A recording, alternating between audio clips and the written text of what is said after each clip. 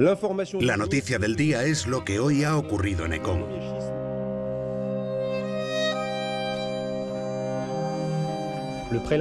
El obispo francés, Monseñor Lefebvre, desafía a la Iglesia. Ha llegado el cisma. Monseñor Lefebvre. Monseñor Lefebvre se excomulga por sí mismo.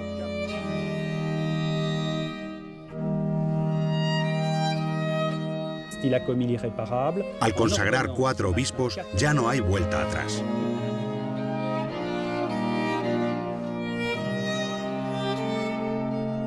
...1988... Monseñor Marcel Lefebvre consagra sin el mandato de Roma a 4 obispos. Ante 10.000 feligreses, desobedece públicamente al Papa para poder proseguir con la obra que había fundado, la Fraternidad Sacerdotal San Pío X.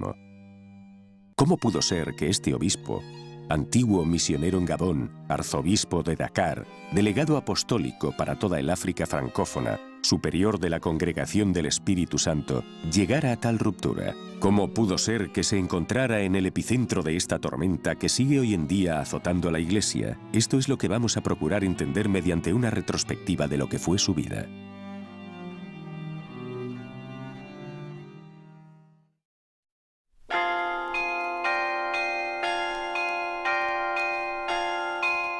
Marcel Lefebvre nace en Tourcoing, cerca de Lille, el 29 de noviembre de 1905. Por aquellos años, Francia es un país con buena prosperidad económica. El motor de dicha economía son las regiones industriales del norte y del este del país, así como el desarrollo de las grandes metrópolis. A pesar de un creciente anticlericalismo, Francia sigue siendo un país muy ferviente. Son muchos los sacerdotes que en cada parroquia atienden a cientos de feligreses. Cuantiosas son las vocaciones en la Iglesia, y muchos sacerdotes se hacen misioneros y son enviados a evangelizar por todo el mundo. También son frecuentes las familias numerosas. En una de ellas nace Marcel Lefebvre.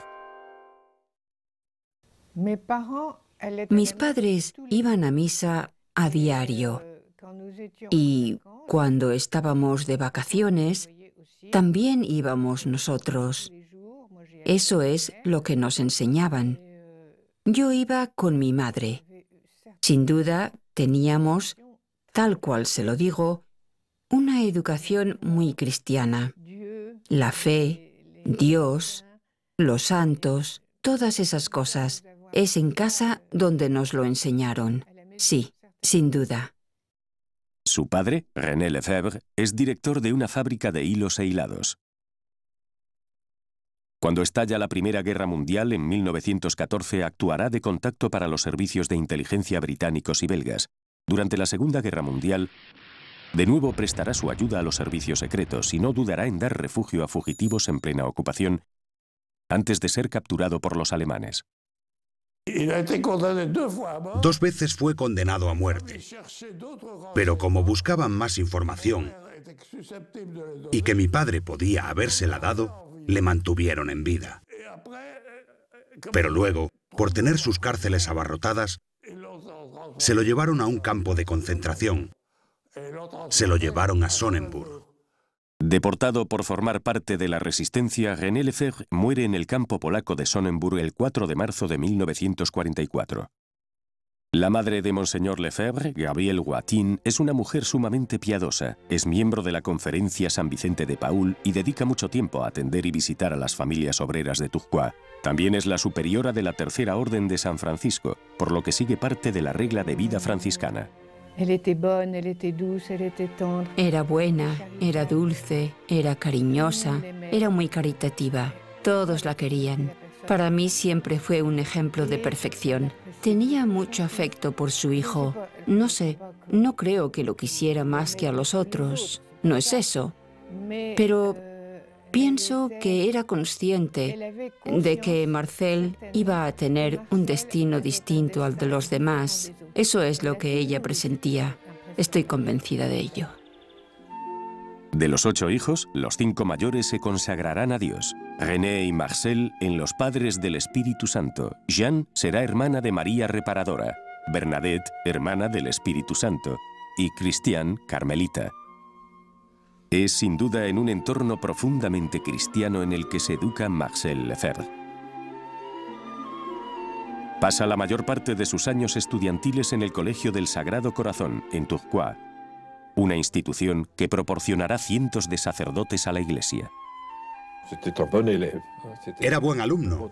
Era el modelo de buen alumno. Formal, serio. Era mi amigo de infancia. He estado 8 años con él, compartiendo el mismo pupitre. Marcel era el que siempre traía la concordia entre unos y otros. Siempre era él quien intentaba resolverlo todo y probablemente el que más influencia tenía sobre todos sus hermanos. Aún ahora, cuando tengo una preocupación, cuando tengo que opinar sobre algo o resolver un problema, de inmediato, sin pensarlo, lo primero que se me ocurre es: ¿qué diría Marcel? ¿Qué habría hecho? Es automático. Y creo que les pasa lo mismo a mis demás hermanos. Era para todos nosotros un punto de referencia.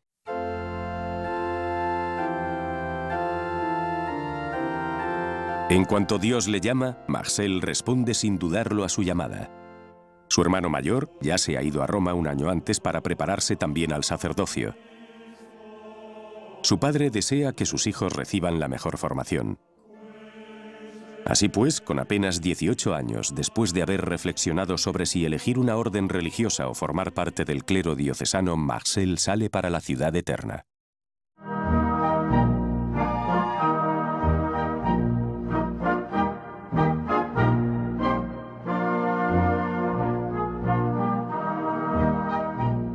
Se hospeda en Santa Chiara, el seminario francés dirigido por los espiritanos a pocos minutos de la Ciudad del Vaticano. Le séminaire français de Rome, c'est une création au milieu du XIXe siècle et qui représente El seminario francés de Roma, vivier des una creación de mediados del XIX avec le séminaire de Saint-Sulpice y que resulta ser una de las instituciones que, junto con el seminario de San Sulpicio en París, a toujours cet esprit d'être proporciona el mayor número de obispos franceses, de temple era la cuna y seguía siendo de la un templo del ultramontanismo, très forte, accentuée. de la fidelidad férrea de la Iglesia de Francia para con la Santa Sede. El padre Henri Lefloc es quien dirige el seminario en aquellos años. Gracias a su espíritu contrarrevolucionario y antiliberal, prepara a los futuros sacerdotes a enfrentarse al pensamiento dominante heredado del siglo XIX, que intenta separar la sociedad y la Iglesia católica. El padre Lefloc, director del seminario, un espiritano, les había enseñado el Cristo Rey, es decir, la doctrina de la realeza social de Jesucristo. Y el padre Vauclise comentaba la encíclica Quas Primas del Papa Pío XI en 1925, haciendo hincapié en el papel fundamental de nuestro Señor Jesucristo en toda la sociedad.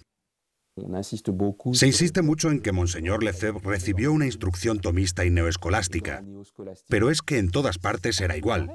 En aquel entonces eso era de lo más normal. Tanto en los seminarios franceses como en los demás, todos estaban cortados por el mismo patrón. Pero en 1927 el padre Lefloc tiene que dimitir, pues le salpican los temas relacionados con la condena del movimiento monárquico de la Acción Francesa, debido a su antiliberalismo común con el de Charles Maurras. Por todo ello, los seminaristas se ven muy afectados.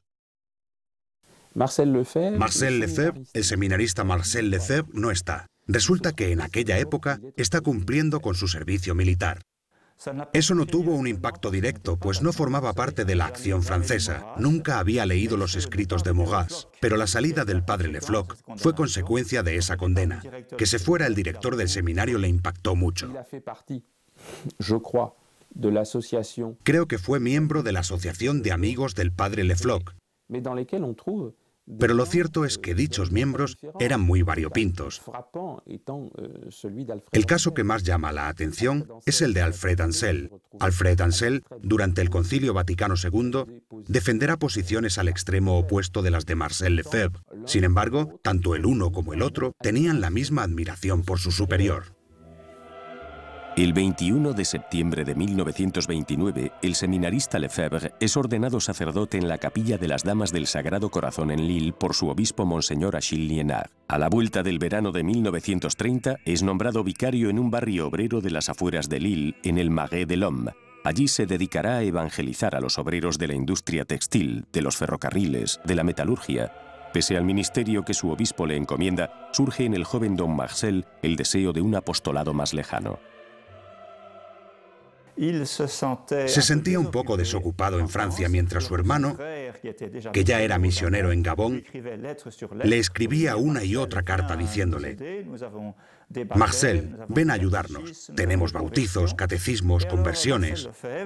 Es cuando Marcel pensó que sería más útil y a su vez tendría una vida más dura, más mortificada y más meritoria yendo a África como misionero.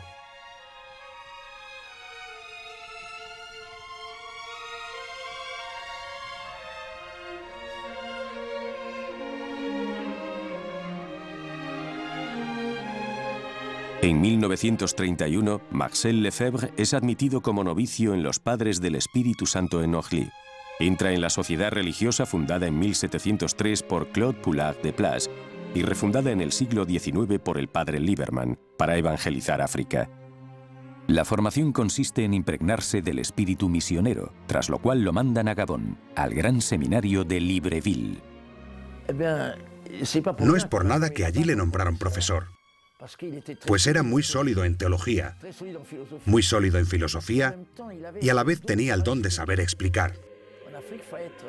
En África era clave ser muy buen profesor, muy pedagogo, con ejemplos, hablando de forma clara, así.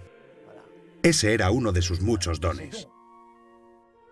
Durante 6 años se dedica a formar sacerdotes africanos. Este cometido cumple con el deseo de los papas desde León XIII hasta Pío XI de que se formara un clero autóctono después de tantos siglos de misiones. El joven profesor imparte clases de teología y de Sagrada Escritura, para luego pasar a ser director del seminario en 1934. Tenía tan solo 28 años. Monseñor Lefebvre trabajó muchísimo. Solo eran 2 sacerdotes para hacerse cargo del seminario mayor y del menor, y también del noviciado de religiosas. Pues bien, esos 2 sacerdotes tenían que impartir todas las clases, o sea que después de 6 años, el padre Marcel estaba muy pero que muy cansado. Así que el obispo, Monseñor Tardy, lo envió a la sabana, en Enjolé, y fue por eso que dejó el seminario. Está a cargo de las misiones en Enjolé, Libreville, Tonguila y luego Lambaréné, donde conocerá al célebre doctor Schweitzer. Levanta iglesias, construye escuelas, establece dispensarios, bautiza, predica, confiesa. A veces sale de viaje para visitar a los habitantes de pueblos distantes y remotos. La llegada de un misionero era algo que siempre causaba mucha emoción en una aldea. Se corría la voz en cuestión de minutos. Y pronto se acercaban todos los cristianos para hablar con el padre, para compartir con él sus penas y sus alegrías. El padre confesaba a todos los cristianos que lo solicitaran. A la mañana siguiente, los jóvenes que acompañaban al padre preparaban el altar y la sacristía, mientras los cristianos de la aldea acudían para oír misa. Cuando llegaba un misionero, hablaba. Lo primero era aprender el idioma, hablar el idioma con buen acento. Los que venían de Camerún, del Congo, siempre conservan el acento de su idioma de origen cuando hablan fang, mientras que él no tenía acento francés cuando hablaba fang.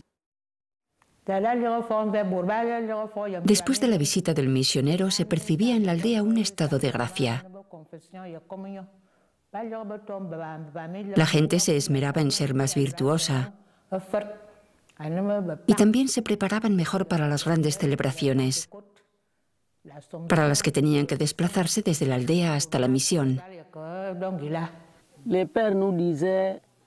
El padre nos platicaba, a veces el domingo, siempre teníamos conferencias con el padre.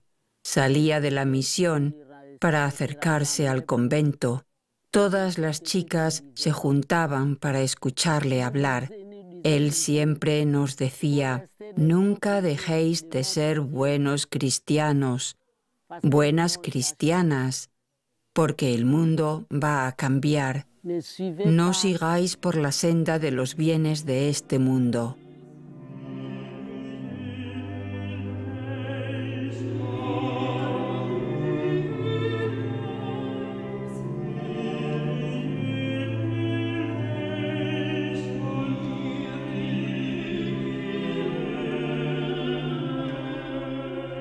J'ai pu voir ces villages de païens devenir chrétiens et se transformer, non seulement, je dirais, spirituellement et surnaturellement, mais se transformer physiquement, socialement, économiquement, politiquement. Et alors le village se transformait un peu à peu, sous l'influence de la grâce, sous l'influence de la grâce du saint sacrifice de la messe.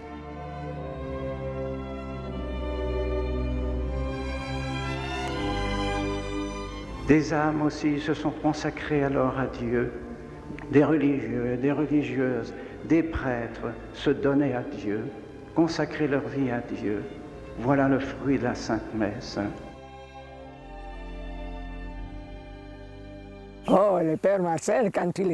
Pues el padre Marcel, cuando estaba en Lambaréné, era un padre tranquilo, ameno, y todos le tenían mucha estima. De hecho, en aquella época, mucha gente quería ingresar. Entre los chicos, siempre uno, por lo menos, insistía y deseaba entrar en el seminario. Entre las chicas, entrar de novicia. Un día del mes de octubre de 1945, una piragua trae un correo procedente de París. El superior general le llama de vuelta a Francia. Después de 13 años en Gabón, el padre misionero ha de regresar al viejo continente.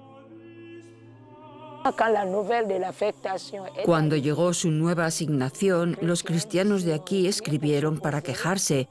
Creo que mi padre era uno de los que escribió a Libreville, posiblemente al obispo. Pero la respuesta fue que la decisión no se había tomado aquí, venía de más lejos.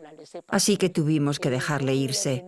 Y el día cuando vino a despedirse de las hermanas y de las chicas, yo estaba allí. Estaba en la escuelita. Y todo el mundo lloraba, las chicas lloraban, una gran emoción. Echaban de menos al padre. Un padre así.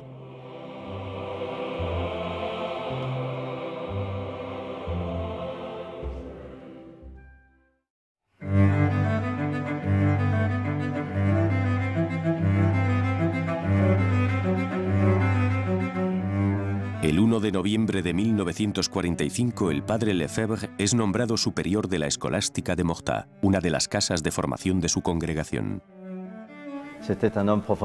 Era un hombre profundamente espiritual y tenía un hablar muy cálido. Y es que había sido, claro, es que había sido misionero en Lambaréné. Tenía este áurea que quienes han estado en tierra misionera. También era un hombre con gran sentido organizativo.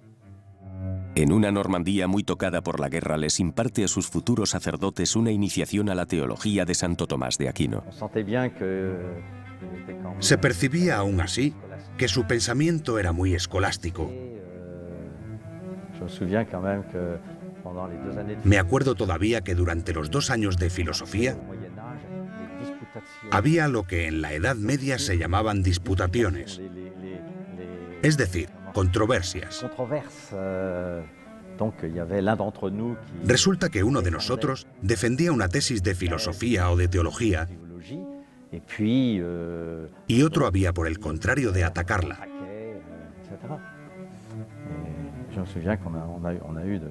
Recuerdo que eso dio lugar a sesiones memorables. El padre Lefebvre se queda poco tiempo en Mortat, ya que en junio de 1947 el Papa Pío XII le manda a la sede episcopal de Dakar. Asimismo, el niño norteño, el de la sabana gabonesa, es nombrado obispo con 41 años. Su consagración episcopal tiene lugar en su parroquia de Tourcoing el 18 de septiembre de 1947 y elige por divisa esta frase de San Juan que alumbra el cometido misionero: Et nos credidimus caritati, y nosotros hemos creído en la caridad que Dios nos tiene.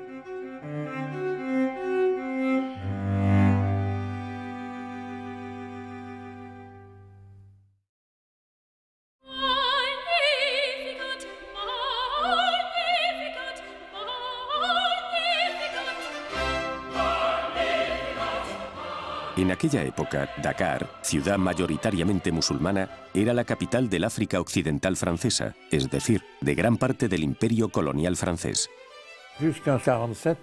Hasta 1947, Dakar era todavía una diócesis de misión. Y es que el último obispo, Monseñor Grimaud, no había sido muy activo. Había habido problemas, porque estaba muy vinculado al poder de Vichy y tuvo que dimitir en 1947. Es cuando Monseñor Lefebvre fue nombrado.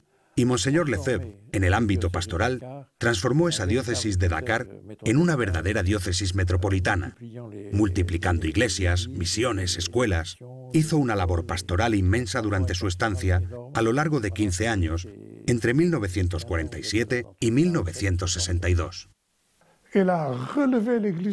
Fue gracias a él que la iglesia de Senegal levantó cabeza. Esta iglesia se moría y él fue quien le dio un nuevo impulso. Había que crear misiones, que multiplicar las parroquias. Cuando llegó Monseñor Lefebvre, solo había una parroquia en Dakar. Una parroquia. Solo la catedral era parroquia en Dakar. Bueno, habría alguna vicaría, seguro, pero fíjense en lo que logró hacer. Cuando se marchó, ni se sabe la cantidad de parroquias que dejó en Dakar. Son muchas las parroquias. En 15 años las ordenaciones se multiplican por 2. El joven arzobispo, con la experiencia de Libreville y de Mortat, sabe lo importante que es la formación de los sacerdotes. Al este de Dakar, compra un solar y hace construir su seminario mayor en Sébikotane. Es él quien fomentó el desarrollo de prácticamente todos los seminarios de Senegal. Teníamos pocos instructores. Es gracias a Monseñor Lefebvre que solicitó profesores que el nivel de formación subió. Esa era su mayor preocupación. Cada vez que podía venía a visitarnos, porque Monseñor Lefebvre le da muchísima importancia a su seminario y también a la formación de los jóvenes seminaristas. Pero diría que su gran dedicación pastoral era aumentar en el territorio de su jurisdicción las posibilidades de evangelización y, por consiguiente, eran para él una prioridad las vocaciones africanas. No olvidemos que Monseñor Lefebvre es un discípulo de los valores espirituales presentes en nuestro instituto, en particular los del padre Lieberman, que pensaba que no habría ninguna posibilidad seria de evangelizar África sin sacerdotes africanos, pues él estaba íntimamente convencido de ello. Para que surjan vocaciones y familias cristianas, acude a numerosas congregaciones, bien sea para la enseñanza o para la oración, por la santificación de los fieles. Maristas, dominicos, hermanas del Sagrado Corazón, carmelitas, todos son llamados a colaborar por la cristianización de la diócesis. Entonces, en Senegal, Monseñor Lefebvre hizo entrar una decena de nuevas congregaciones. Eso fue una aportación mayor que hizo en su diócesis, y es que eso permitió diversificar el personal religioso. En lo relativo a órdenes femeninas, fueron unas 20 congregaciones religiosas las que llegaron a implantarse. Sin duda le abrió las puertas de la diócesis de Dakar a congregaciones que no estaban presentes, y eso aumentó el servicio hospitalario y la enseñanza. Desde su episcopado, fundó y decidió. Es por eso que puedo decir que la riqueza que tenemos en la diócesis de Dakar es gracias a él. Sí, porque todo lo que va de enseñanza, de colegios, todo eso, de casas, de dispensarios, todo eso, con todo eso que nos dejó. Ese es mi recuerdo de él. Así es. Menudo carácter. Monseñor Lefebvre era alguien muy atractivo, muy educado, muy correcto, un gran caballero. Pero no un señor enrevesado, no, para nada. Tenía mucha simplicidad en el trato, mucha dulzura y amabilidad. Tengo un recuerdo muy entrañable de alguien tan afable y a su vez muy espiritual. Para él los valores espirituales, la formación espiritual, eran cosas esenciales en la formación de los seminaristas. De su época recuerdo en el litoral, esos sacerdotes que venían a pasar vacaciones aquí en invierno. Bueno, uno llevaba pantalón corto y le había señalado a modo de reproche: le quedaría mejor la sotana. Sí, sí, sí. Vivió de su fe. La veíamos viva aquí, su fe. A mí me parece que siempre estaba rezando. No sé si es así, pero eso me parecía cuando uno viajaba con él. Y a mí me tocó viajar varias veces con él. Parecía que estaba rezando continuamente. Eso emanaba de él, el bien y lo bueno. Sentirse apoyado por un obispo así era algo muy bueno. No era un orador extraordinario, hablaba muy simple y llanamente. Y es que realmente lo suyo era la vida interior, la vida espiritual, la unión a nuestro Señor. Cuando celebraba misa, te dabas cuenta de que creía en lo que hacía. Por ejemplo, cuando iba a empezar la consagración, veías que estaba totalmente sumido en lo que estaba. Nada le podía distraer. Y eso, cuando eres niño, se te queda.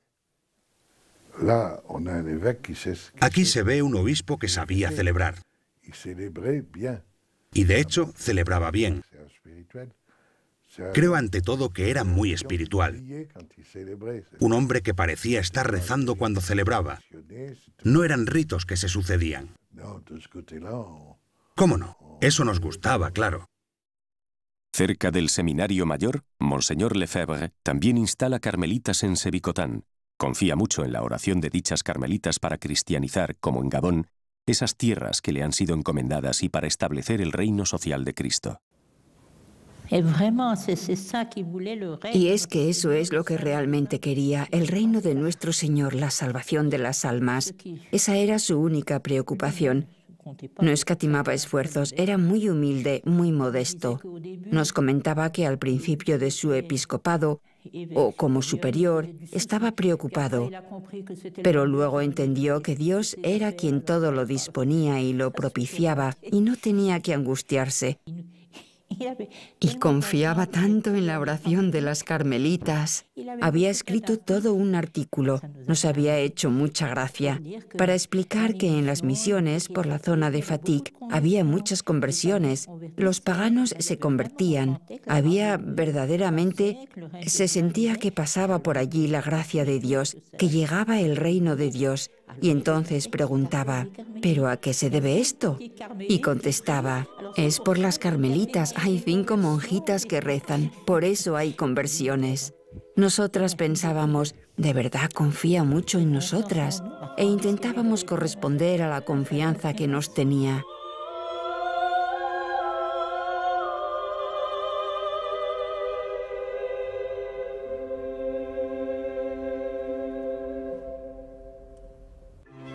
Et nos credidimus caritati. Et nos credidimus caritati.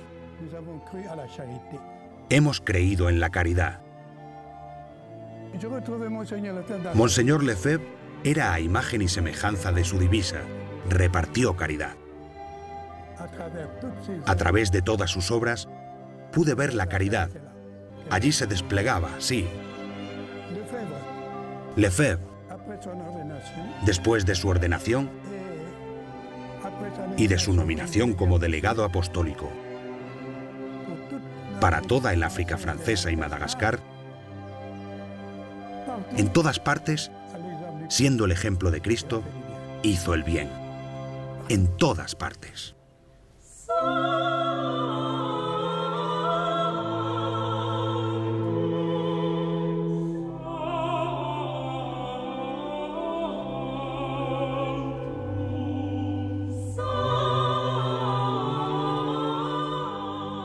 Las tareas de Marcel Lefebvre son inmensas, pues desde 1948 combina su puesto de arzobispo con el de delegado apostólico para el África francófona. Se convierte entonces en representante del Papa en un territorio que se extiende desde Marruecos hasta Madagascar, y es la persona más destacada de la Iglesia en todo el continente. Como delegado apostólico era el representante de la Santa Sede. Era el papel que tendrían más tarde los nuncios, pero con el matiz de que su nunciatura no era tan solo un país, sino un conjunto de países francófonos de África Occidental. Bueno, no África Occidental, de toda África, puesto que Madagascar también formaba parte de su territorio. El presidente Houphouët-Boigny ponía a disposición un coche, un bonito coche, y un avión para ir donde quisiera, con la obligación para todos de recibirle con los honores debidos a un delegado apostólico. Allí es cuando uno entiende que en África no encaja el tema de la laicidad del Estado. Es un prelado y por consiguiente se le rinde honores. Es el representante de Dios y punto. Todo esto era de lo más normal. De Abidjan a Djibouti, de Dakar a Madagascar, fomenta la construcción de seminarios, de escuelas, de iglesias, de hospitales. Crea 40 nuevas diócesis y nombra obispos autóctonos. Y cada año viaja a Roma para presentarle al Papa su labor. Es por aquellos años cuando Pío XII redacta la gran encíclica sobre las misiones, Fidei Donum.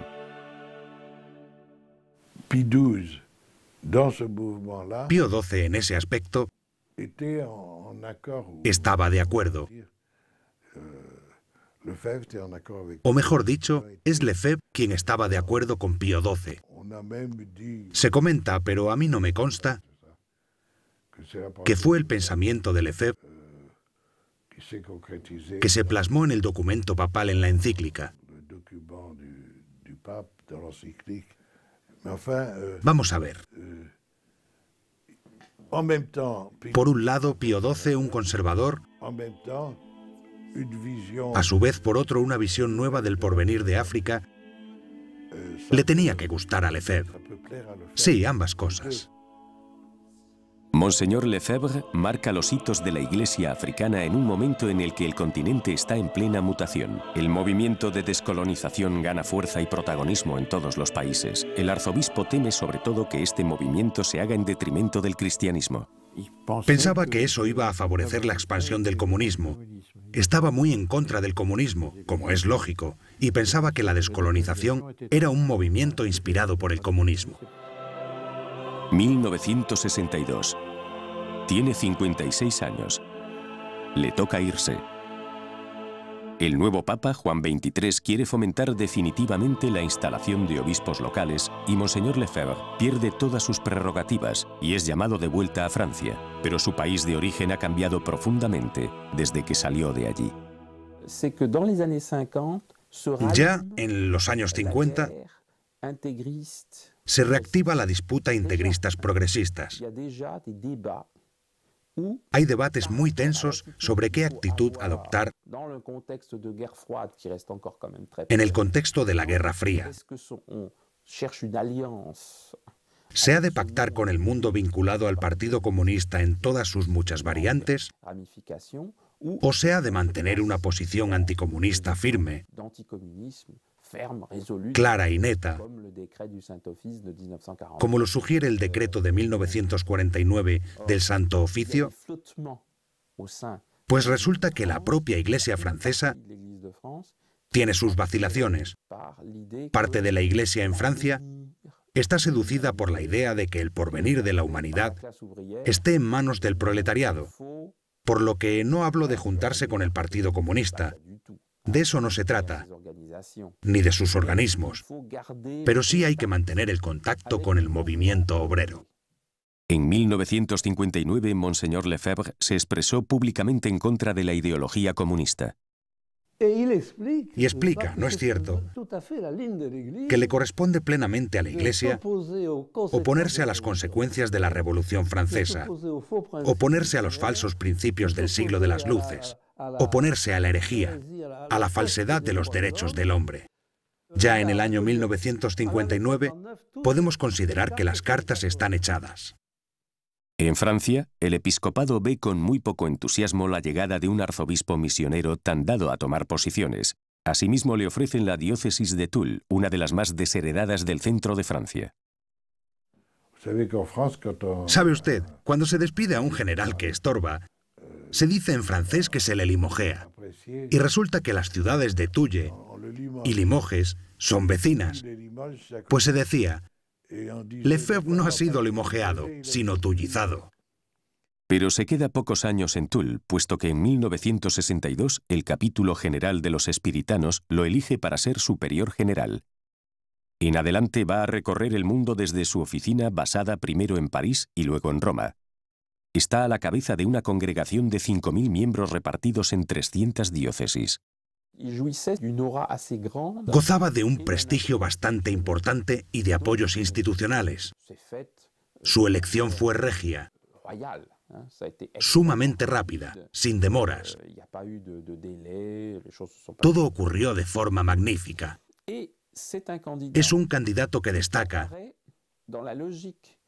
acorde con sus posturas de los años 50, como un reformador pachelino muy prudente.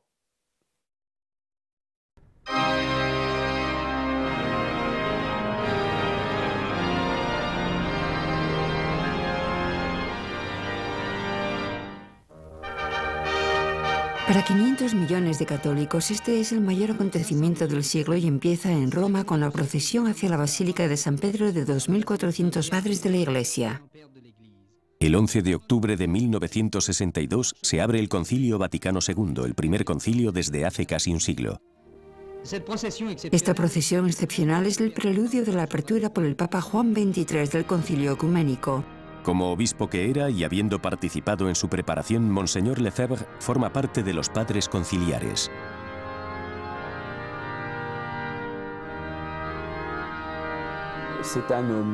Llega al concilio bastante confiado.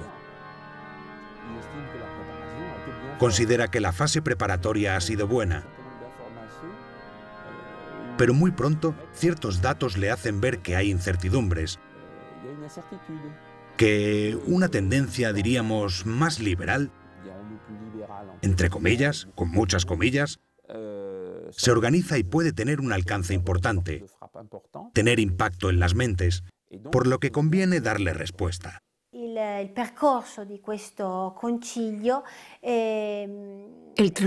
de este concilio se vio afectado desde el primer día, incluso a nivel de la preparación, de los documentos redactados, elaborados y de los propios esquemas preparatorios del concilio. En efecto, estos esquemas preparatorios no se tomaron en cuenta y fueron dejados de lado.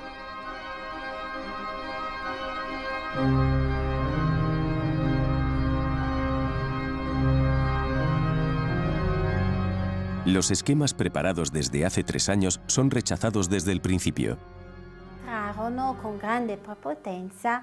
Entraron con gran prepotencia vientos revolucionarios, sobre todo los de la nueva teología, de la Nouvelle Theologie. Realmente, los grandes inspiradores fueron, en particular, los teólogos franceses.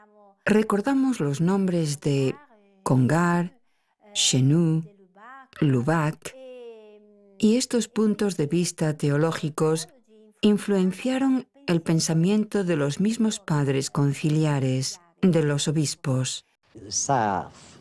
El mundo se quedaría perplejo si la Iglesia llegara dando esta imagen. Yo soy la solución a todos los problemas. Yo tengo la solución de todos los problemas. Pues no. Solo venimos a colaborar, para tratar de colaborar con el mundo, no imponiéndonos, sino aportando quizás aquí y allá algo de luz. En realidad, ¿de qué se trataba? El punto central del concilio fue una toma de conciencia de la Iglesia por ella misma, en nuestro siglo.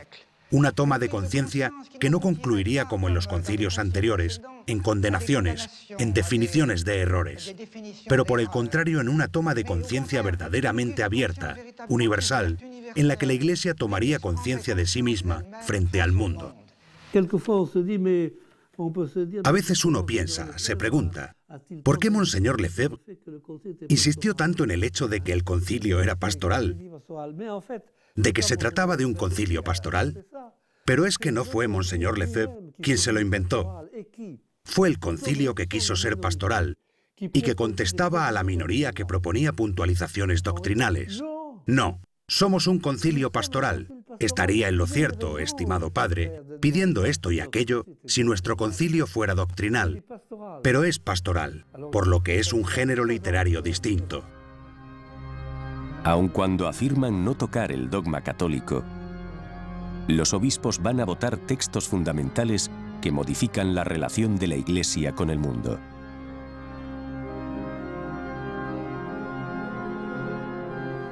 Lefebvre lui-même a très bien résumé. Lefebvre él mismo lo resumió muy bien. Y esta manera de resumirlo deja entrever muchas cosas. Es la Revolución Francesa.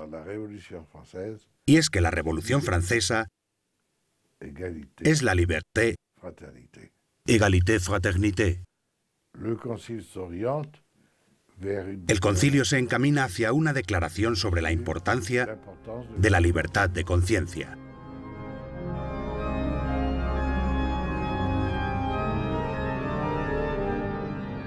Condenada por los papas en el siglo XIX, el Concilio Vaticano II reconoce la libertad religiosa. Esta le da a todo hombre el derecho de profesar abiertamente aquello que le dicta su conciencia. La votación provoca reacciones en el mundo entero. Nos alegramos de constatar que el cristianismo, merced de esta nueva definición de la libertad religiosa, alcanza las demás religiones semíticas, entiéndase el judaísmo y el islam, en lo que pienso que siempre han admitido estas, es decir, el principio de tolerancia para con todos los hombres. Monseñor Lefebvre se niega a votar a favor del texto sobre la libertad religiosa. En ella ve una forma de promover el error, alzándolo al mismo nivel que la verdad. Si toda su posición se pudiese resumir en un eslogan, sería algo así como: estamos en lo cierto, solo la verdad puede imperar, el error no tiene ningún derecho. Por consiguiente, los que no están en lo cierto no tienen ningún derecho. Igual es algo tosca la afirmación, pero pienso que esta era un poco su posición. L'Église dit qu'on peut tolérer l'erreur, vous voyez, parce que pour l'Église catholique, les autres religions sont dans l'erreur, et donc si on peut tolérer l'erreur, mais jamais on peut avoir un droit naturel, c'est-à-dire un droit qui est donné par Dieu, en définitive, puisque la nature, l'Église considère que c'est Dieu qui nous a donné la nature, donc c'est lui qui aurait donné un droit aux hommes de pouvoir publiquement diffuser leurs erreurs dans la société. Ça, c'est une chose qui est absolument contraire à tout ce que l'Église a affirmé autrefois. Deuxièmement, en segundo lugar, el gobierno de la Iglesia ha de ser colegial. Y en un colegio, todos se tienen que expresar. Libertad, igualdad. El debate sobre la colegialidad es posiblemente el que más calienta los ánimos. Trata del poder mismo del Papa y de los obispos. En esta contienda, Monseñor Lefebvre está a la vera del secretario del Santo Oficio, el cardenal Ottaviani, frente al obispo de Lille, el cardenal Liénard, quien hace años le había ordenado y consagrado. Los obispos participan de esta infalibilidad, no junto al Papa, sino en unión con él, pues forma parte del colegio. Colegialmente, el Papa les hace partícipes del gobierno universal de la Iglesia.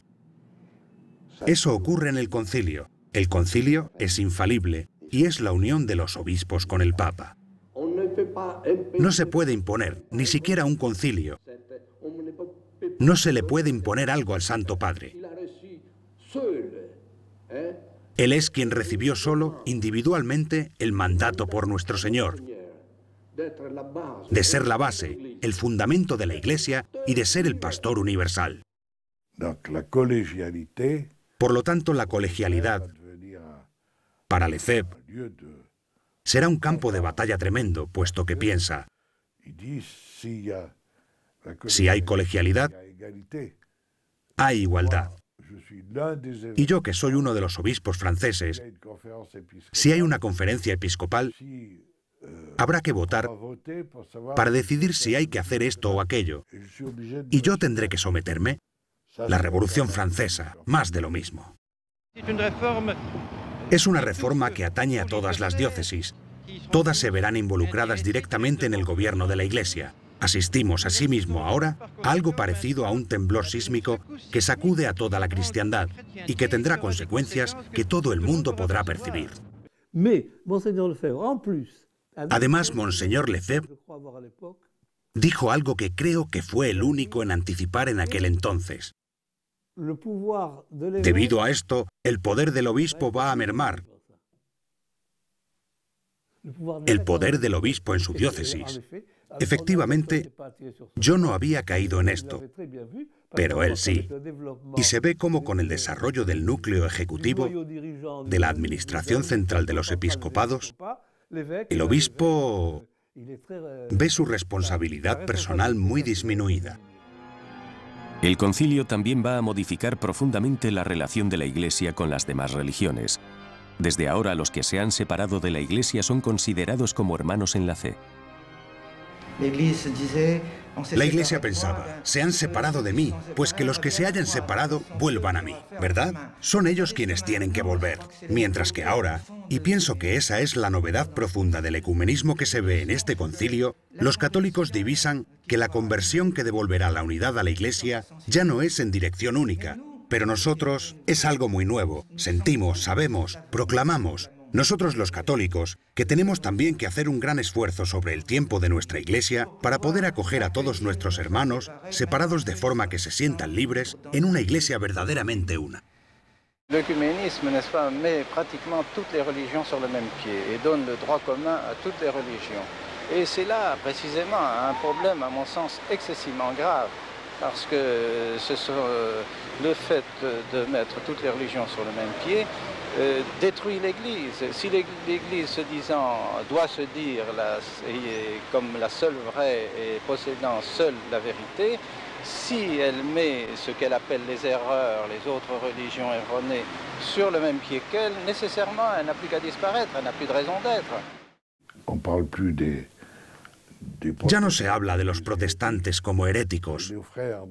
Son nuestros hermanos en la fe.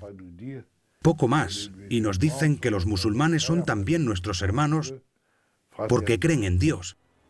Fraternidad. Libertad, igualdad, fraternidad.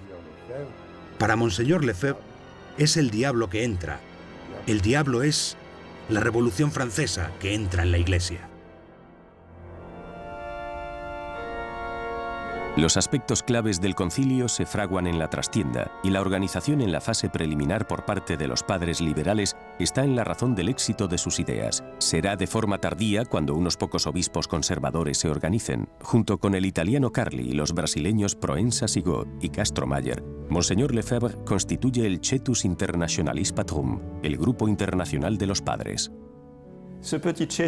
Este pequeño Cetus era una organización que agrupaba a 250 padres conciliares, es decir, obispos, que no tenían que firmar nada para formar parte del Cetus.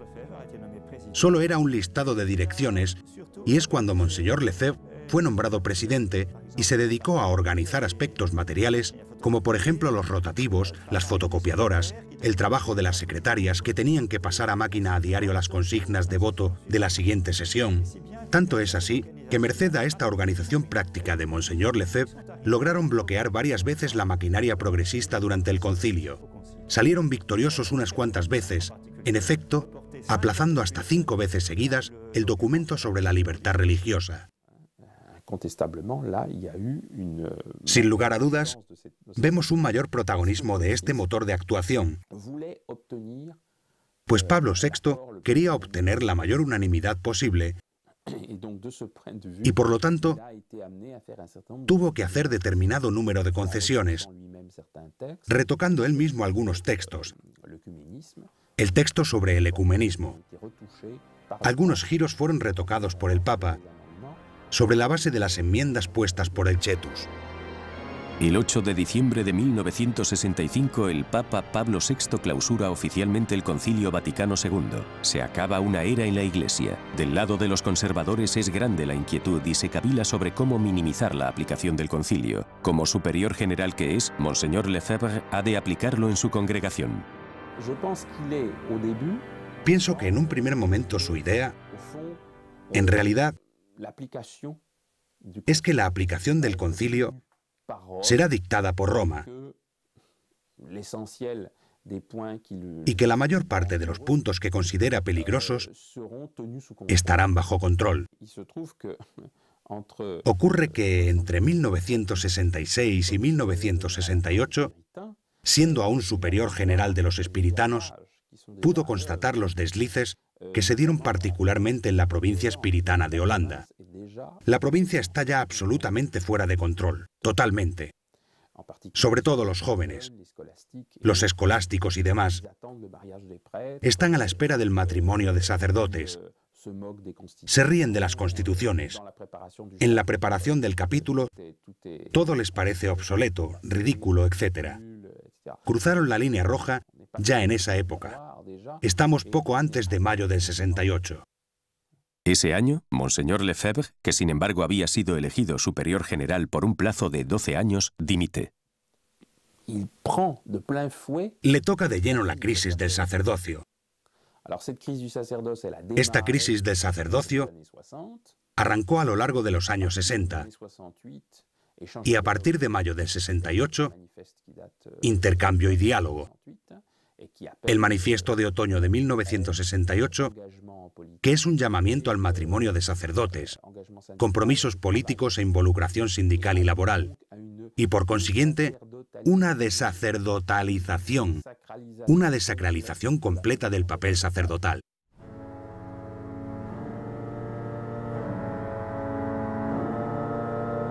En todos los seminarios, el ayornamiento, la puesta al día, es sinónimo de una mayor participación de los jóvenes, de una adaptación al mundo contemporáneo. Pienso que las estructuras que hemos establecido a principios de año, durante nuestros estados generales, justamente tienen en cuenta esta participación. Y somos realmente nosotros, los seminaristas, con el equipo de animación, quienes hemos establecido esas estructuras juntos, según los deseos y necesidades de cada uno.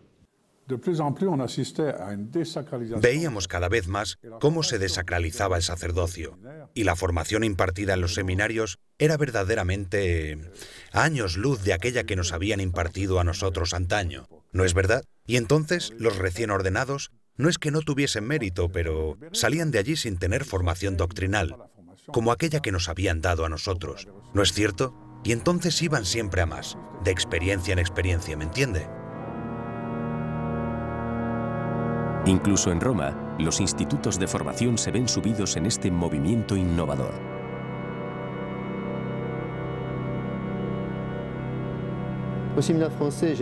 En el seminario francés esperaba que todo iba a estar en orden, pues resultó que los seminaristas franceses en pleno periodo electoral italiano habían colgado una banderola que se habían encontrado en la calle que rezaba «Vota comunista». La colocaron en la terraza del seminario y eso salió luego en prensa. Y estos mismos seminaristas, poco tiempo después, organizaron una procesión blasfema con una estatua del Sagrado Corazón que habían cubierto con una peluca tipo siglo XVIII. Esta estatua se quedó en la habitación de un seminarista durante meses sin que nadie dijera nada. Es durante ese mismo período que el cardenal Martí, por aquel entonces arzobispo de París, va a ensalzar el movimiento contestatario de mayo del 68. A ustedes también les han conmovido los acontecimientos acaecidos el pasado mes de mayo. Esa juventud irrumpiendo, esa juventud que de pronto quiere hallar su sitio en la vida. También hemos observado durante esos acontecimientos de mayo un sentido cabal de la clase obrera, que no solo quiere ganarse su sueldo para vivir, sino una clase obrera que quiere encontrar su libertad, que quiere ser independiente, que también quiere ser respetada por lo que es. Muchos católicos se alejan de la Iglesia debido a las homilías progresistas de izquierda. Esa falta de reacción frente a la acción comunista, sí, en un ámbito muy amplio. Ante la propaganda comunista, la ideología comunista, sí, todo eso. Pero hay un obispo. Hay un obispo que habla del comunismo. Que disent les communistes? Ils disent que la religion est une aliénation. Oui, c'est vrai, la religion est une aliénation, en ce sens que nous donnons nos corps, nos âmes, notre intelligence, notre volonté dans les mains de Dieu. Nous nous aliénons pour nous donner tout entier à Dieu, tout entier à celui qui nous a créés. Vous vous aliénez pour un parti, pour des hommes. Vous mettez toute votre nature, toute votre puissance, tout ce que vous avez dans les mains des hommes. Recuerdo que mucha gente en aquellos años volvió de hecho a la práctica religiosa gracias a un obispo así. Pero para los fieles, la mutación más notoria que resulta del concilio es sin duda la que sufre la liturgia. A partir de 1969, Pablo VI manda aplicar el nuevo ordo, en lugar del antiguo misal llamado de San Pío V. Después de la consagración, llega la comunión, bajo las dos especies.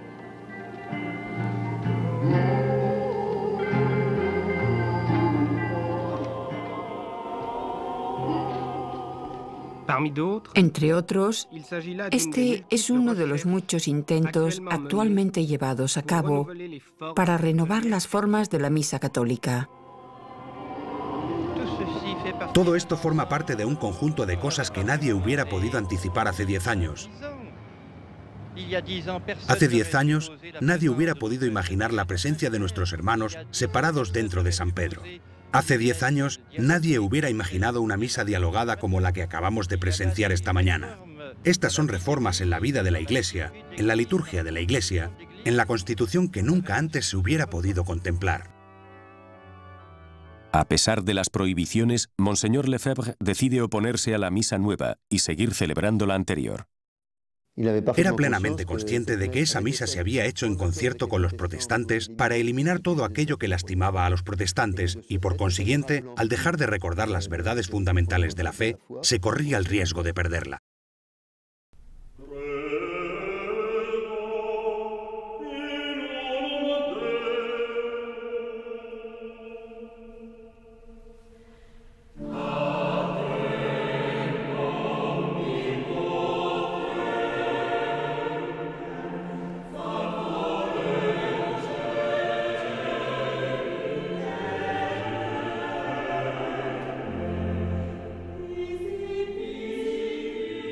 En Roma, determinado número de estudiantes de seminario francés deciden ir a buscar al superior de la que depende su casa espiritana, Monseñor Marcel Lefebvre.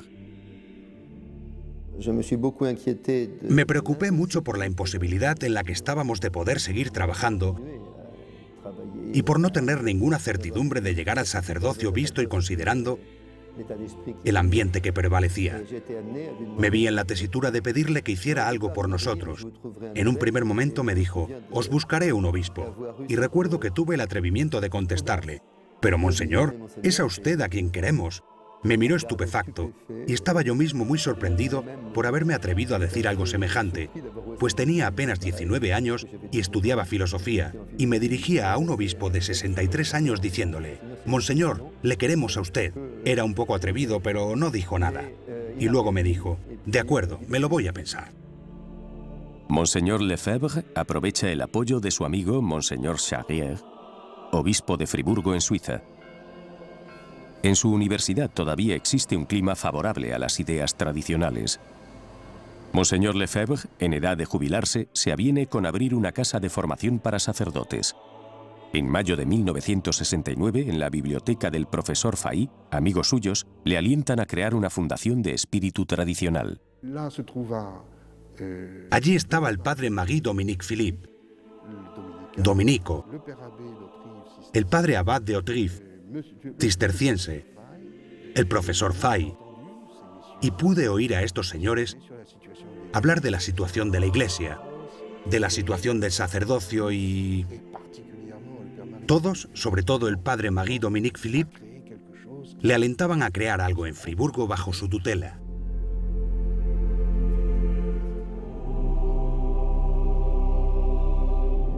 Así es como pocos meses más tarde el arzobispo abre un primer curso de formación sacerdotal. Éramos 9, y un mes y pico después del inicio del curso, llegamos el 13 de octubre. Hacia el 15 de noviembre, enseguida Monseñor Lefebvre empezó a hablarnos del futuro, de una posible fraternidad sacerdotal. Ya entonces nos parecía que algo tenía planeado. Poco a poco, sutilmente, nos hizo ver que no podríamos vagar, salir desperdigados en las diócesis después de la ordenación, que teníamos que seguir juntos en una sociedad sacerdotal. Monseñor Lefebvre le daba mucha importancia a la regularidad canónica. Cuando abrió la casa de Friburgo, era con el beneplácito de Monseñor Charrier, el obispo de Friburgo, quien le alentó vigorosamente, y con el apoyo del cardenal Journet y del padre Marie-Dominique Philippe. Luego recuerdo muy bien su alegría. Al principio, cuando llegó el reconocimiento canónico de nuestro instituto, decía así: ahora, como pueden ver, nuestro proyecto está reconocido por la Iglesia. Es una obra de la Iglesia, nadie podrá impugnarla. Pero poco a poco, la enseñanza impartida a los jóvenes en la Universidad de Friburgo se adapta a las reformas. Monseñor Lefebvre intenta entonces poner en pie una formación por separado. Unos amigos del cantón de Valais le proponen la antigua casa de los canónigos de San Bernardo el Grande que han adquirido en Écon, en ese mismo cantón. A partir del otoño de 1970, el nombre de Écon en la parroquia de Ried se hará famoso. Mi obispo, Monseñor Adam, el que por supuesto consulté, me dijo: claro que sí, don Pierre.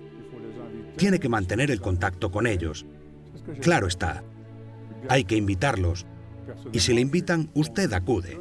Es lo que hice. Tanto es así que yo mismo conduje 2 veces a Monseñor Adam a Écon para reunirse con Monseñor Lefebvre, y cada vez a la vuelta me decía: ah, es cosa de la providencia, es una obra de Dios, qué contento estoy.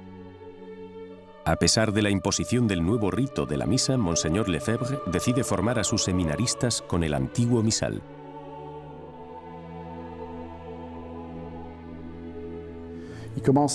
Empezaba a hablar de la misa y se veía que era toda su fe que se expresaba. Es que era muy impresionante porque la misa lo era todo. Era la redención, era la cruz, era el corazón del cristianismo. Era la vía de la salvación, y la Iglesia no tiene otra finalidad que seguir celebrando misa y hacer todo lo posible para que los fieles puedan asistir a misa y beneficiarse de las gracias de la misa. La misa no es un tiempo de encuentro con la gente. Es ante todo el sacrificio que se le ofrece a Dios para la remisión de los pecados. Y esa es la razón de ser del sacerdote.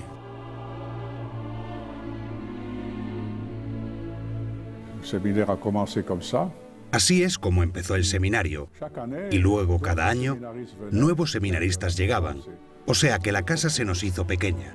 Hubo que contemplar hacer obras. Cuando tuvo que irse para ampliar el primer edificio de Écon, yo estaba en esa reunión aquella tarde. Había un arquitecto, estaba el señor Pedroni, que estaba a cargo de la obra, estaba el director del seminario, estaba el ecónomo general. No recuerdo quién era, bueno, pues eso. Y decía: no puedo seguir, me faltan medios. Dijo que no, no hacemos nada, no hacemos nada. Pero dijimos: monseñor, hay que construir un ala, hay que ampliar, hay que ampliar. No, no tengo dinero, no lo hacemos. No tengo la mitad del dinero necesario, no lo hago. Tenía una regla estricta: si no tenía la mitad del presupuesto, no lo hago. Es un signo de la providencia. Y de pronto alguien le llama: monseñor, tiene una llamada. Eran las 9 de la tarde. Una llamada de París. Vuelve y dice: señores, podemos empezar las obras. La llamada que había recibido procedía de alguien que le hacía un donativo, cosa que le permitía contemplar el seguir con sus obras. Asimismo, en pocos meses, Monseñor Lefebvre logró formar decenas de sacerdotes en un espíritu tradicional. Desde Roma, varios cardenales le hacen llegar cartas de apoyo. La fraternidad de San Pío X queda totalmente aprobada. Claro está que el episcopado francés enseguida se percató del peligro que representaba este seminario, que formaba sacerdotes únicamente a la misa tridentina y que rechazaba la misa nueva. Y es muy especialmente Monseñor Echegaray quien enarboló enseguida la primera oposición, declarando que ese seminario de Caen era un seminario salvaje. En otoño de 1972, los obispos de Francia, reunidos en Lourdes, toman medidas. Poco a poco, las puertas se cierran para los sacerdotes de Caen. En los coloquios romanos, se le reprocha a Monseñor Lefebvre el no celebrar la misa nueva. En noviembre de 1974, 2 representantes de Roma son enviados por la Secretaría de Estado para inspeccionar Caen.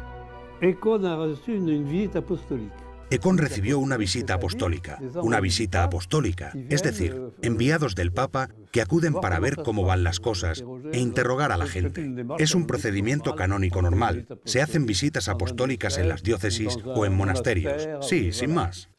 Y entonces Monseñor Lefebvre vuelve rápido al seminario, reúne a todos, da una conferencia, explica lo que es una visita apostólica, tranquiliza a todo el grupillo y quedamos a la expectativa del día siguiente. A la mañana siguiente, 11 de noviembre, llegan los Onclán y Deschamps. Y mientras tanto, recuerdo perfectamente, nos paseábamos a lo largo del gran corredor con Monseñor Lefebvre y me dijo, pues sabía que ahora iban a empezar las complicaciones con Roma.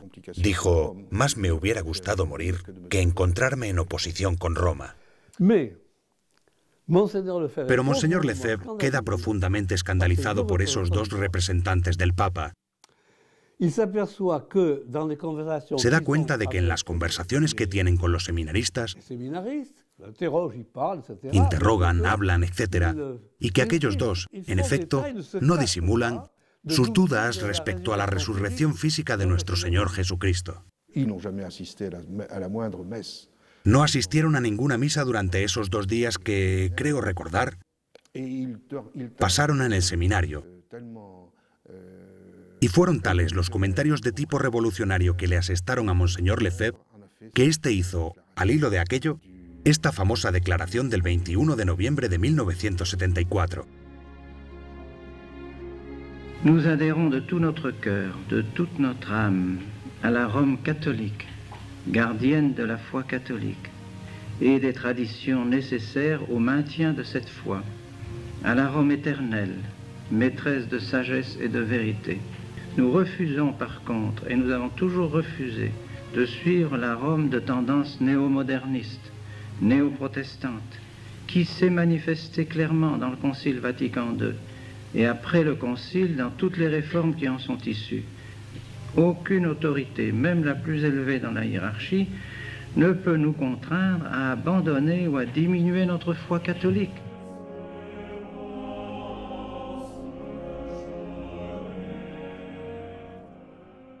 En la Iglesia, las afirmaciones de Monseñor Lefebvre crean una conmoción. Roma le convoca. Es recibido por autoridades entre las que está el cardenal Garon. Cae la sanción. La fraternidad ya no existe. Así que, supresión del seminario, supresión de la fraternidad sacerdotal San Pío X, despido de todos los seminaristas del seminario de Caen, todo de golpe. En el año 75 queda resuelto. Pero se les había pasado de largo la determinación y ahínco de Monseñor Lefebvre. El obispo se ve confrontado a una difícil elección. Decide, sin embargo, responder a la solicitud de todos sus seminaristas y, a pesar de la prohibición, sigue con su obra en Caen. En sus conferencias se dirige a Roma para explicar esa decisión. Mais que faire devant les orientations qui sont données et qui nous viennent du Vatican, qui nous viennent de Rome et qui nous semblent contredire explicitement les affirmations qu'ont faites d'une manière officielle et publique vos prédécesseurs? Nous sommes donc devant un dilemme crucifiant où nous vous suivons totalement, complètement, et nous suivons tout ce que Rome nous demande de faire depuis le Concile, et nous nous éloignons de vos prédécesseurs, ou nous suivons vos prédécesseurs, et nous avons l'impression de nous éloigner de vous. Lo dijo varias veces. Dijo, es porque seminaristas acudieron a mí y me pidieron recibir una formación. Es porque hay padres que me dijeron, no abandone a nuestros hijos. Quieren ser sacerdotes, tienen derecho a recibir una buena formación. Y más adelante, si aceptó enviar sacerdotes a todas partes, es porque había fieles que pedían misas, que pedían los sacramentos. Eso siempre fue, pienso yo, la línea de actuación de Monseñor Lefebvre. Se atiende las necesidades de los fieles. La regularidad canónica es tanto más importante para él cuanto que la oposición parecía inevitable en relación a algunas directrices de Roma y quería de forma absoluta, nos lo dijo muy claramente, que rezáramos por el Papa en el canon de la misa, por el obispo diocesano. Siempre rechazó las teorías sedevacantistas. Esa era su primera preocupación. Por eso, cada vez que se le pidieron explicaciones, acudió a Roma. Esa unión con Roma era algo entrañable para él. Mientras las cosas se pudiesen llevar adelante según las normas, había que respetarlas. No por estar en estado de crisis, se puede hacer cualquier cosa. Luego, como él mismo decía, los superiores se hallan aquí para el bien. No nos pueden impedir o impedir a los fieles el tener la misa, los sacramentos, y por consiguiente no se puede usar el derecho canónico contra el bien de los fieles. Por eso consideraba que hay momentos en los que uno queda eximido. Lo que se llama el estado de necesidad en la Iglesia se remonta a los principios superiores, y se sabe que el principio superior de las leyes de la Iglesia es la salus animarum, la salvación de las almas, y nada nos ha de impedir el salvar las almas. El 29 de junio de 1976, Monseñor Lefebvre procede como en años anteriores a las ordenaciones sacerdotales en Écon. Se les sanciona inmediatamente con una suspensa divinis. En principio ya no está autorizado a dispensar los sacramentos. On m'a mis dans les mains un missel nouveau en me disant voilà la messe que vous devez célébrer et que vous célébrerez désormais dans toutes vos maisons. On m'a dit également que si en cette date, aujourd'hui, ce 29 juin, devant toute votre assemblée, nous célébrions une messe selon le nouveau rite, tout serait aplani désormais entre nous et Rome. Or, il est évident que ce rite nouveau est sous-tendu, si je puis dire, suppose une autre conception de la religion catholique, une autre religion. Ce n'est plus le prêtre qui offre le saint sacrifice de la messe, c'est l'assemblée. Or, ceci est tout un programme, tout un programme. Désormais, c'est l'assemblée aussi qui remplace l'autorité dans l'Église. C'est l'assemblée épiscopale qui remplace le pouvoir des évêques.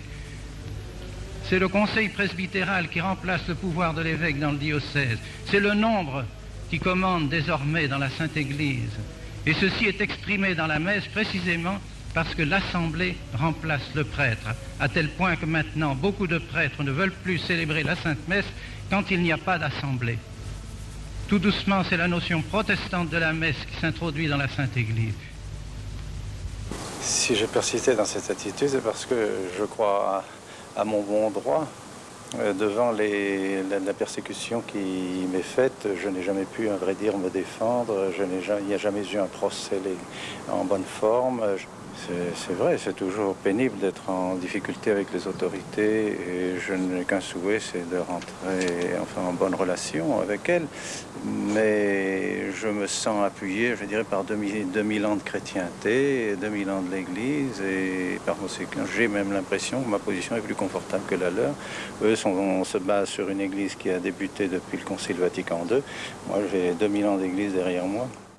En el verano de 1976, la visita de Monseñor Lefebvre en Francia se convierte en un hecho mediático. El 29 de agosto celebra en Lille una misa ante 10.000 personas.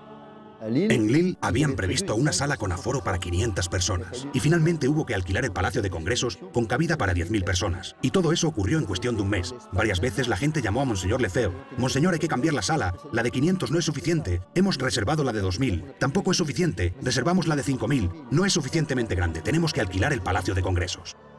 S'opposer aux autorités les plus grandes dans l'Église Être suspens à divinis pour un évêque, c'est une chose grave, une chose très pénible. Comment peut-on supporter une chose comme celle-là, sinon pour des raisons excessivement graves? Et oui, les raisons de notre attitude et de votre attitude sont des raisons graves. C'est la défense de notre foi. Je fais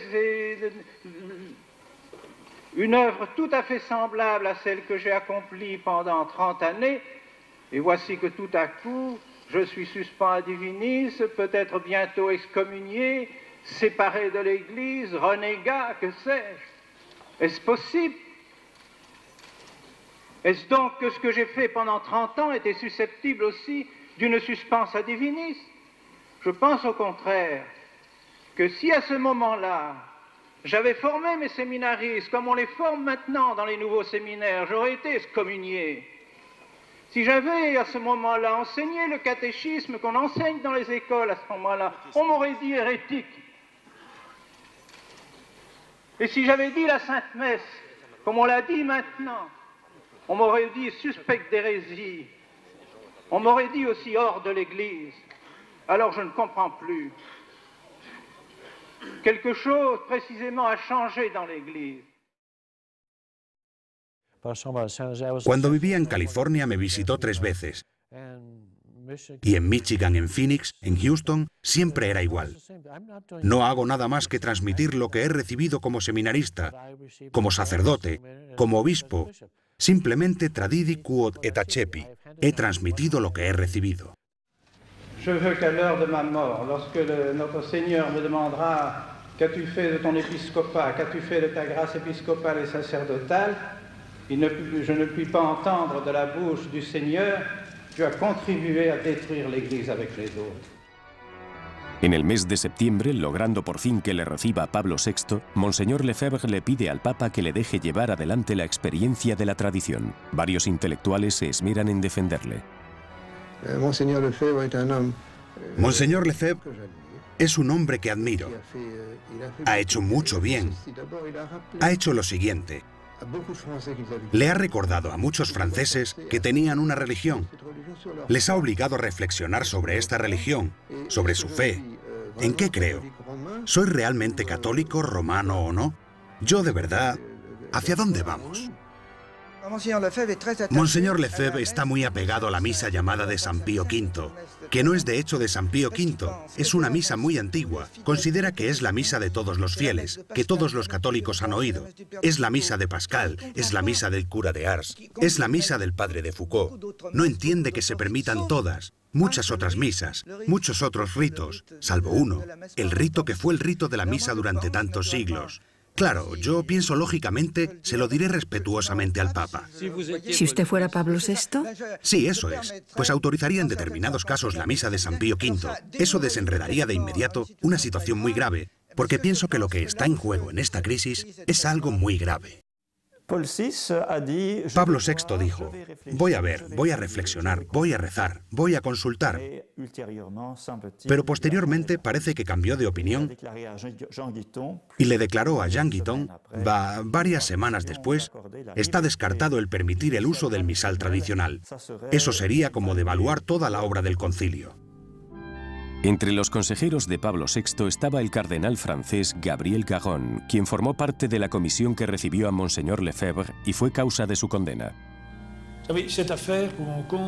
Ya sabe, este asunto, por la cuenta que me trae, cuando Monseñor tomó su decisión, para mí, claro que me conmocionó.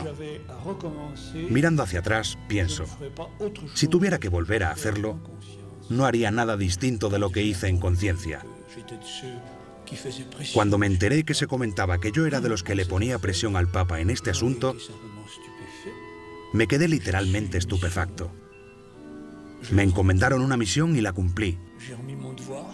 Hice los deberes, como decía Mauriac. Tras lo cual, no me volví a interesar por lo acontecido en lo más mínimo. A nosotros, los seminaristas, lo único que nos importaba era poder seguir. Uno u otro profesor, sabemos primero obedecer, y luego discutir, tras lo cual quizá podríamos seguir. Monseñor Lefebvre conocía a aquellos con los que ya había discutido, con los que tuvo que lidiar en Roma. Conocía a aquellos romanos, conocía la Roma modernista, pero prefería la Roma eterna. Ya había elegido la Roma eterna. O sea que para él su decisión era seguir. Viajó a menudo a África y también a Estados Unidos, así como a Sudamérica y a los distintos países de Europa. Predicó en todas partes. Intentó establecer contacto con otros grupos que luchaban por lo mismo, por la fe, por el catecismo tradicional, por la misa, como se lo solicitaron los sacerdotes. Y también atrajo vocaciones, y luego fundó seminarios, cual iba ordenando sacerdotes. Y gradualmente fue implantando prioratos en los países de donde procedían las vocaciones, así como seminarios, casas de retiro espiritual, escuelas. Era una pequeña cristiandad que se reconstruía poco a poco.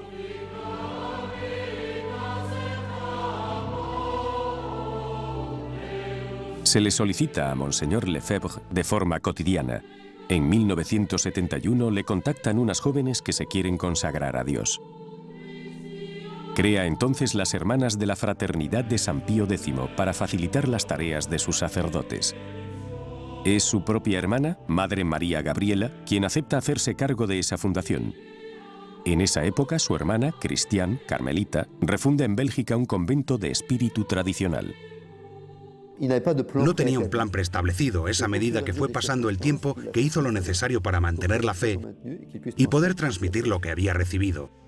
Era profundamente pragmático, era un antiguo misionero, ya sabe, o sea que se adapta uno a la situación a medida que cambian las circunstancias y las necesidades. Las órdenes religiosas masculinas se desarrollan igualmente. En Mérigny, el padre Le Caron recibe el apoyo de Monseñor Lefebvre para reevangelizar el centro de Francia. En el Vaucluse, el obispo ordena a los sacerdotes del monasterio del Barroux. En Bouillolet le presta apoyo al padre Eugène, que mantiene la orden de San Francisco. En Avrillé, en la región de Anjou, el prelado confiere el orden sacerdotal a jóvenes dominicos.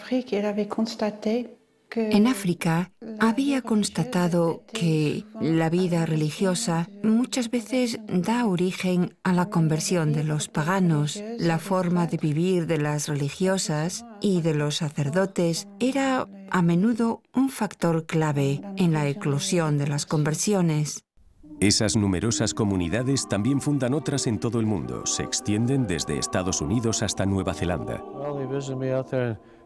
Pues me visitó 3 veces en San José, en California. La última visita fue en 1984. Siempre bien acogido. Claro que si se enteraban los sacerdotes del lugar o los obispos que él venía, entonces ponían avisos pidiendo que no se acudiera a verle.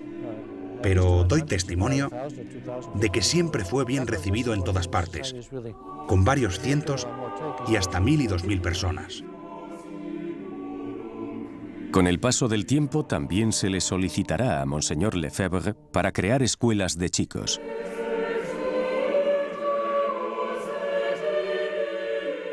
Mientras, las dominicas de Brignoles y Fanjeaux fundan otros establecimientos para chicas. La evolución de la obra de Monseñor Lefebvre prosigue.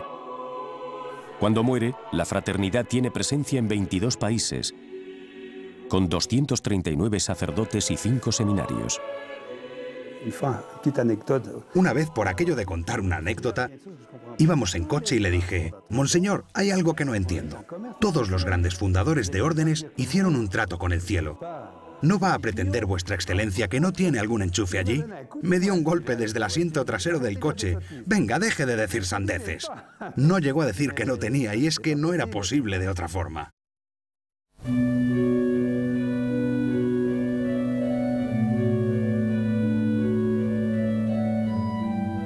Durante los años 80 las relaciones con las autoridades empeoran.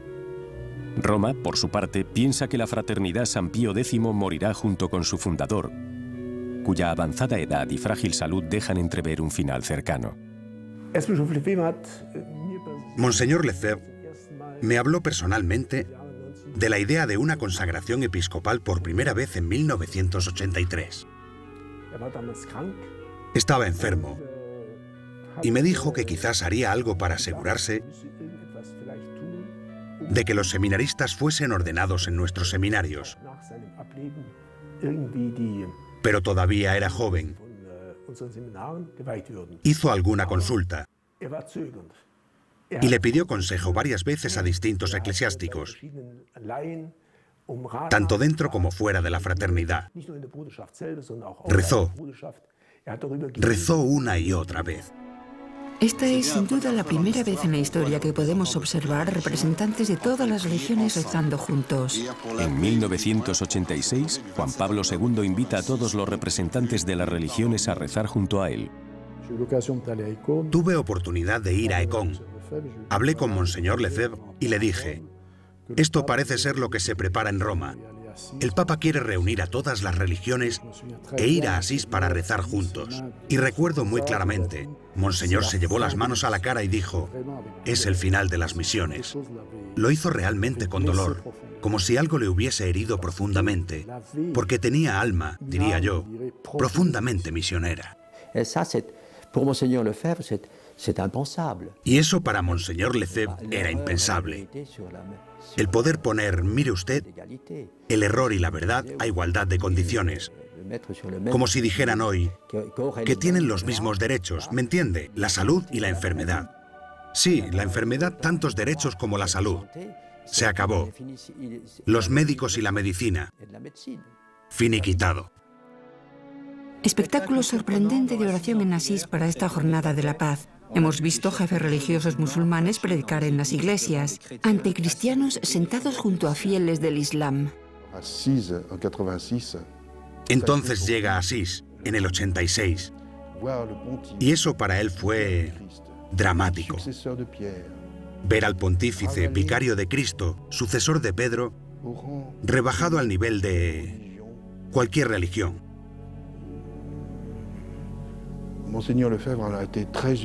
A Monseñor Lefebvre esto le zahirió.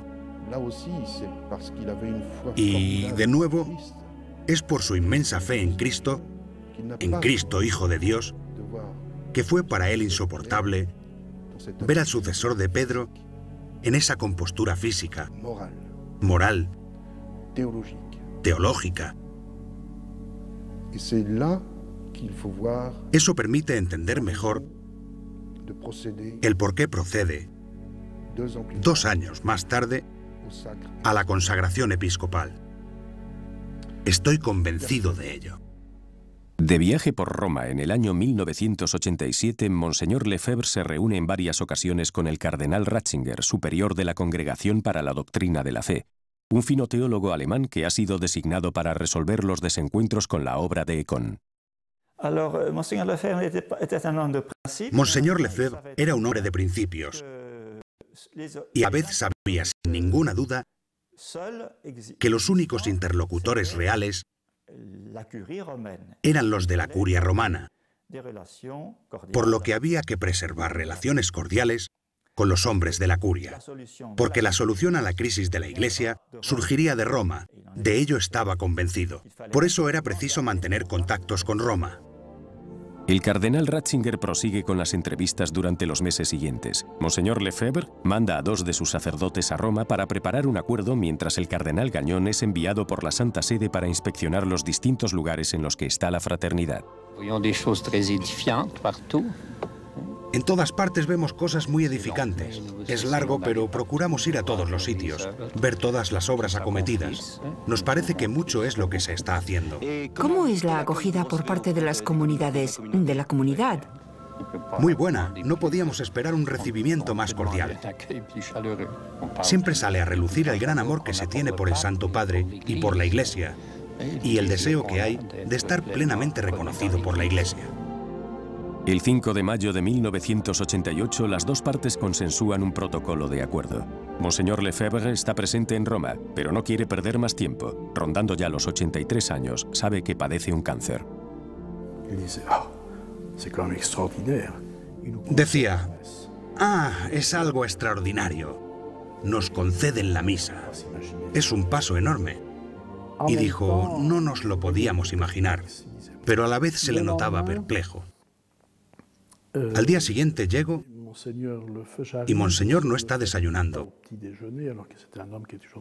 Sabiendo que era siempre un hombre muy preciso, y un compañero me dijo, ha dicho que tenía que acabar una carta, pero que llegaba en breve.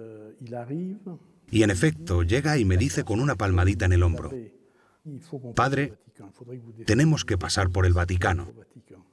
Tendría que entregar esta carta en el Vaticano. Y era justamente la famosa carta en la que retiraba su firma. Algunos dijeron, retiró su firma bajo la presión, porque había grupos de presión. Pues le puedo afirmar que entre el día de la firma y el día siguiente, nadie estuvo aquí. No hubo ninguna llamada telefónica. No hubo ninguna presión. Pienso que fue él mismo quien entendió que, inclusive con las concesiones, no era suficiente para que la fraternidad pudiese seguir con su obra de formación sacerdotal. No había suficientes garantías para el futuro de la fraternidad. Y los acuerdos habían previsto, efectivamente, que un obispo fuera consagrado. Pero cuando Monseñor Lefebvre pidió que fuera consagrado el 30 de junio, Roma contestó, no, mire, no hemos tenido tiempo de estudiarnos los expedientes. Déjenos tiempo para estudiar aquellos que nos presenta. Entonces Monseñor Lefebvre dijo, bueno, vamos a ver, hagámoslo el 15 de agosto. No, sigue siendo demasiado pronto. Pues entonces a la vuelta del verano en septiembre. No, todavía demasiado pronto. Bueno, pues veamos en Navidad. Y seguía siendo demasiado pronto. Entonces les dijo, pero vamos a ver. ¿Esperan ustedes que me muera antes? Me dicen finalmente que sí, y en realidad no lo quieren hacer. Pues bien, puesto que no quieren hacerlo, lo haré yo mismo el 29 de junio. Y allí es cuando ya no es uno, sino que serán 4.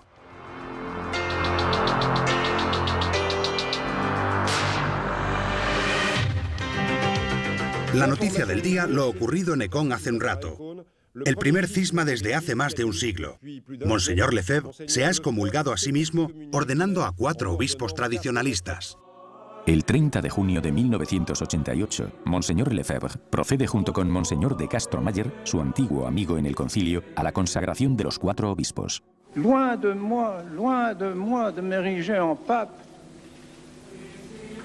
Je ne suis qu'un évêque de l'Église catholique qui continue à transmettre la doctrine.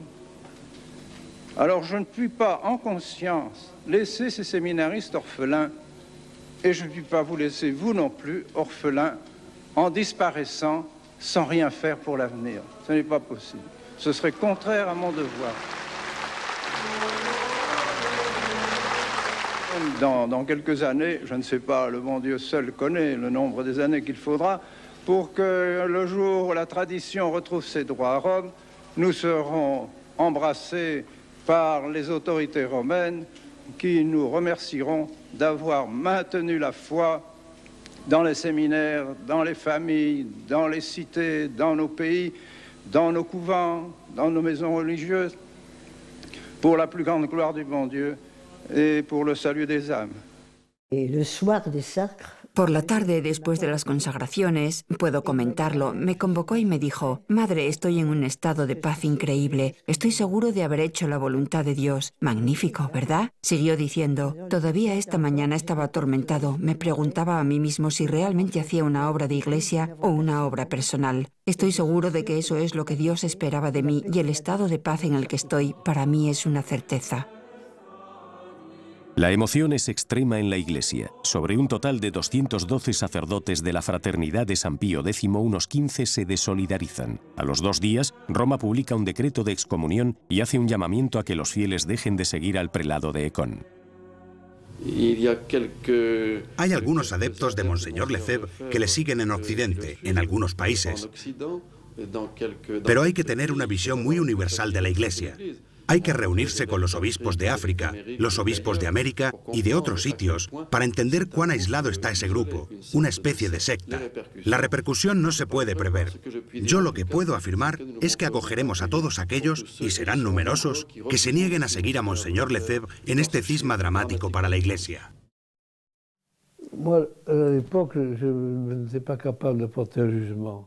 Yo en aquella época no era capaz de pronunciarme.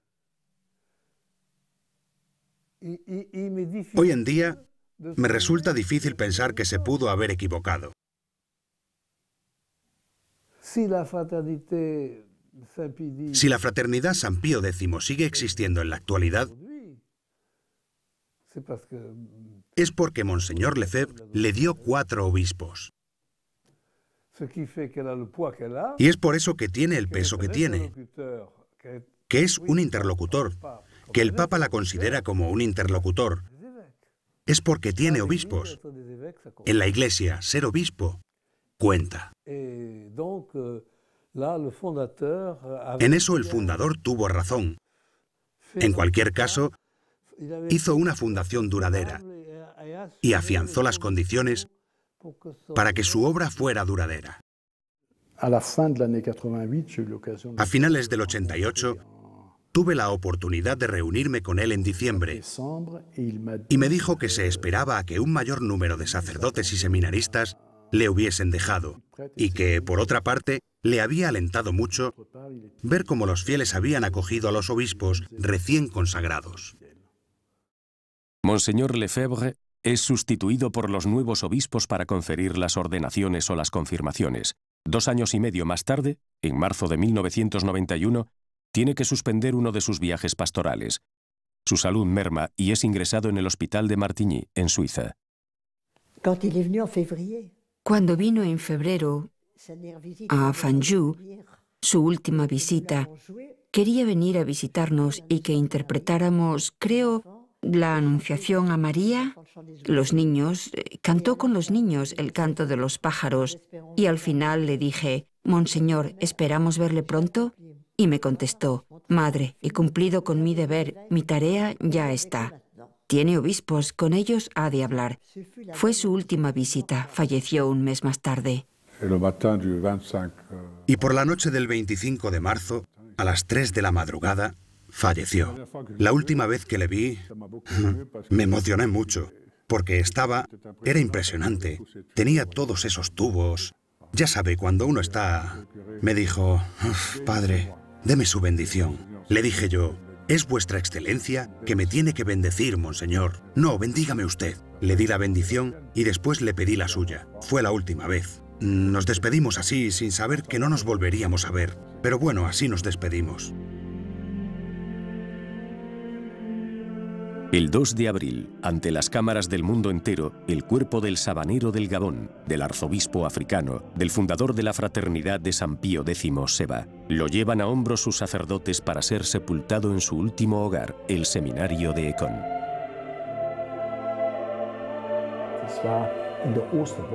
Fue durante la semana de Pascua, era el martes de la octava de Pascua. De alguna forma, la resurrección de la Iglesia parecía todavía frágil, muy humilde, muy discreta, no del todo acabada, pero sin embargo cierta. Y pienso que eso le dio mucho ánimo a la gente.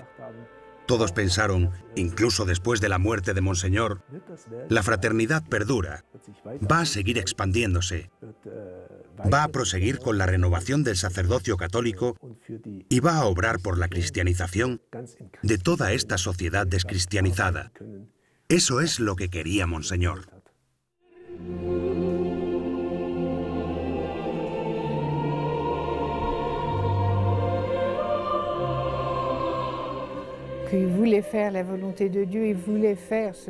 Quería cumplir con la voluntad de Dios.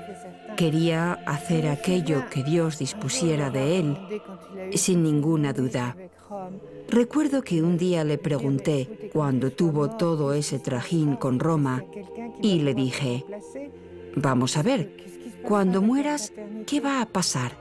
¿Hay alguien que te podrá sustituir? ¿Qué pasará con la fraternidad?»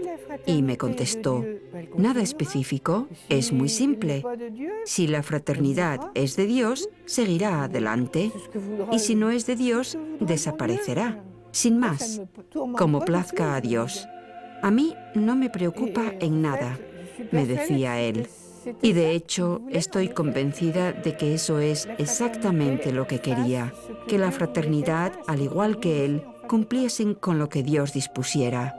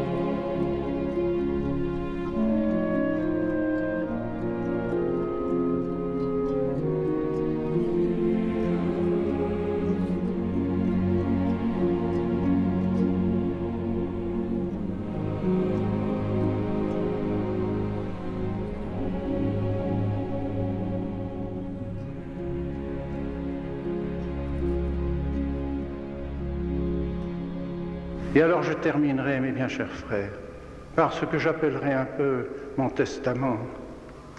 Testament, c'est un bien grand mot, parce que je voudrais que ce soit l'écho du testament de notre Seigneur. Novi et aeterni testamenti. C'est le prêtre qui récite ces paroles à la consécration du précieux sang. Hic est calix sanguinis mei, novi et aeterni testamenti. L'héritage que Jésus-Christ nous a donné, c'est son sacrifice, c'est son sang, c'est sa croix. Et ça, c'est le ferment de toute la civilisation chrétienne et de ce qui doit nous mener au ciel. Alors je vous dis, pour la gloire de la très sainte Trinité, pour l'amour de notre Seigneur Jésus-Christ, pour la dévotion à la très sainte Vierge Marie, pour l'amour de l'Église, pour l'amour du pape, pour l'amour des évêques, des prêtres, de tous les fidèles, pour le salut du monde, pour le salut des âmes, gardez ce testament de notre Seigneur Jésus-Christ. Gardez le sacrifice de notre Seigneur Jésus-Christ. Gardez la messe de toujours. Et alors vous verrez la civilisation chrétienne refleurir. Civilisation qui n'est pas pour ce monde, mais civilisation qui mène à la cité catholique. Et cette cité catholique, c'est la cité catholique du ciel qu'elle prépare.